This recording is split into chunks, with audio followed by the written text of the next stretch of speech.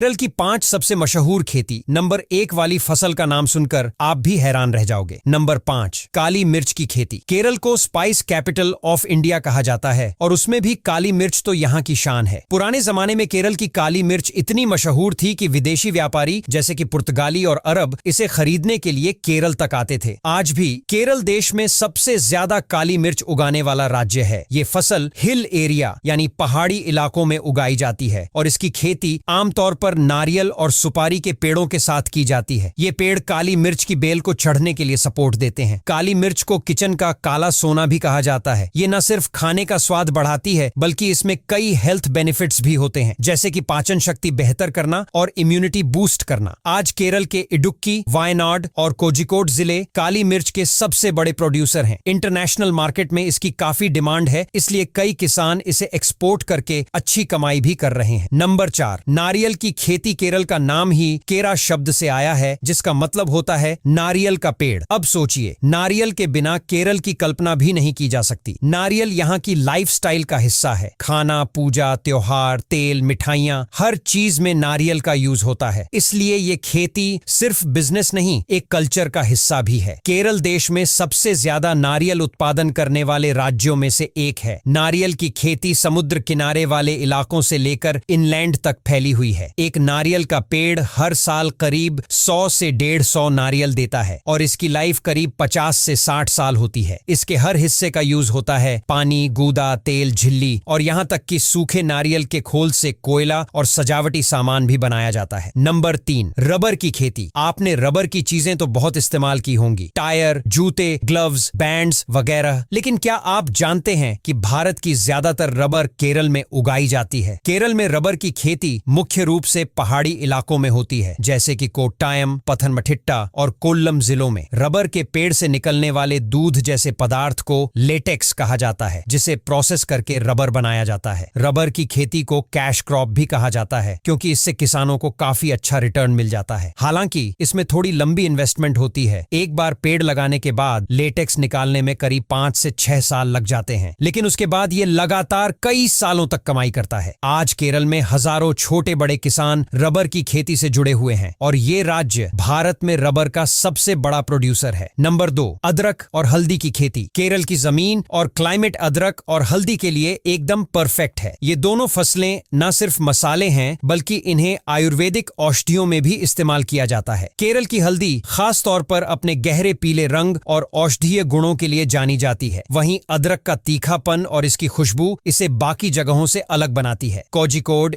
केरल की 5 सबसे मशहूर